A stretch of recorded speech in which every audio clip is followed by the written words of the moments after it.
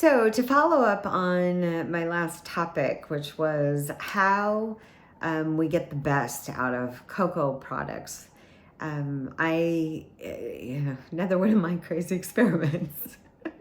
Yeah, there's a picture in my cookbook with my home lab and how I kind of took over the kitchen and took over with all sorts of trying different things and how to figure out to push chocolate without sugar to its full flavor potential, maximizing, optimizing.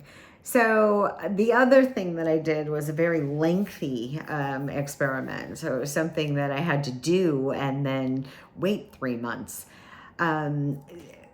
What I was curious about, and it's beginning to appear more and more, is something that's the parallel to an everyday thing that most people keep in their homes, which is vanilla extract or true vanilla extract.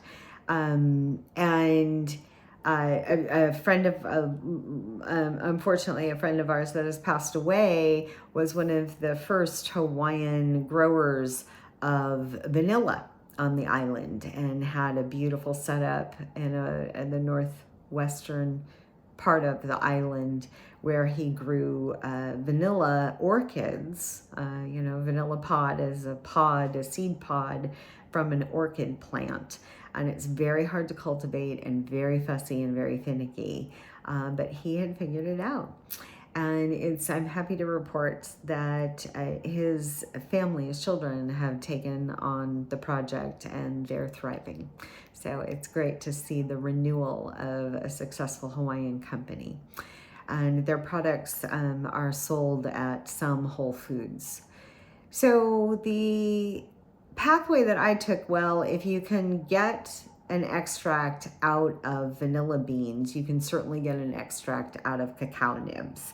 And I did. So this is actually not precisely an extract. This is an adaptation. It's actually cacao bitters.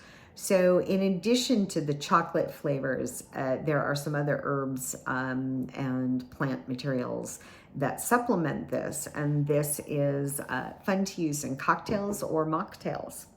And I have 7 recipes in my cookbook that are cocktails and mocktails that use bitters and or extract. So I'm not advocating that everybody needs to go out and make their own. Chocolate bitters are finding their way onto shelves, and cocktail inventors are finding new ways to integrate it. So it's really exciting to see that I'm not the only person advocating for using chocolate in ways that don't involve sugar.